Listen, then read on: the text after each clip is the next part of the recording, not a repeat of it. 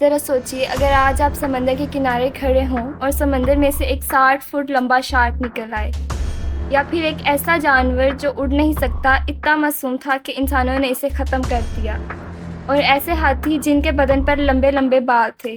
ये कोई कहानी नहीं, ये सच है। आज हम बात करने वाले हैं उन जानवरों की जो कभी हमारी दुनिया में मौजूद थे, लेकिन अब सिर्फ किताबों और फॉसिल्स में रह गए हैं।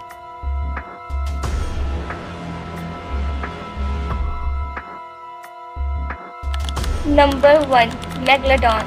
दुनिया का सबसे बड़ा शार्क। ये 60 फुट लंबा होता था। समझिए 3 बस इसको लाइन में लगा दिया जाए तब जाकर इसकी लंबाई पूरी होती थी।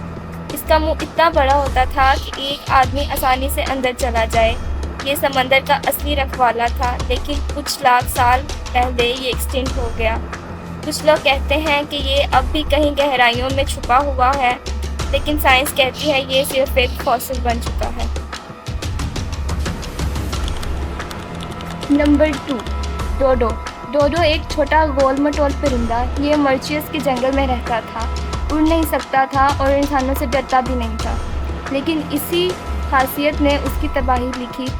जब कॉलोनाइजर्स मॉरिशस आए, इन्होंने डोडो को आसानी से पकड़ना शुरू कर दिया और कुछ ही अरसों में ये जानवर एक्सटिंक्ट हो गया। 1681 में आखिरी डोडो देखा गया था और उसके बाद कभी नहीं। नंबर 3, वोली मैमथ। वोली मैमथ एक हाथी जैसा जानवर, लेकिन ज़्यादा बड़ा और ज़्यादा मजबूत। इसके पूरे जिस्म पर मोटे लंबे बाल होते थे जो उसे बर्फ़ से बचाते थे। ये रशिया और कनाडा जैसे सर्द इलाकों में रहता था, लेकिन फिर आया क्लाइमेट चेंज और इंसानों का शिकार। आज वोली मैमथ सिर्फ म्यूज़ियम में है।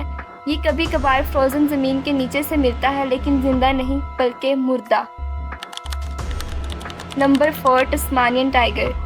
तस्मानियन टाइगर ना ये टाइगर था ना डॉग। एक यूनिक जानवर ऑस्ट्रेलिया और तस्मानिया में पाया जाता था, लेकिन लोगों ने समझा कि ये उनके पालतू जानवरों के लिए खतरा है। गवर्नमेंट ने बाउंटी लगाई और धीरे धीरे इसे मार दिया। 1936 में एक जू में आखिरी तस्मानियन टाइगर ने दम तोड़ दिया, और उस वक़्त किसी ने नहीं सोचा था कि ये इस स्पीशी का आखिरी फ़र्द था। ये सिर्फ कुछ मिसालें हैं, ऐसे हज़ारों स्पीशी हर साल एक्सटिंक्ट हो रही हैं। कुछ को हम जानते हैं और कुछ हमेशा के लिए खामोश हो जाती हैं। हर एक्सटिंक्ट जानवर एक आखिरी वार्निंग है कि अगर हमने अपने इन्वायरमेंट का ख्याल नहीं रखा तो सिर्फ जानवर ही नहीं बल्कि इंसान भी खतरे में आ सकता है।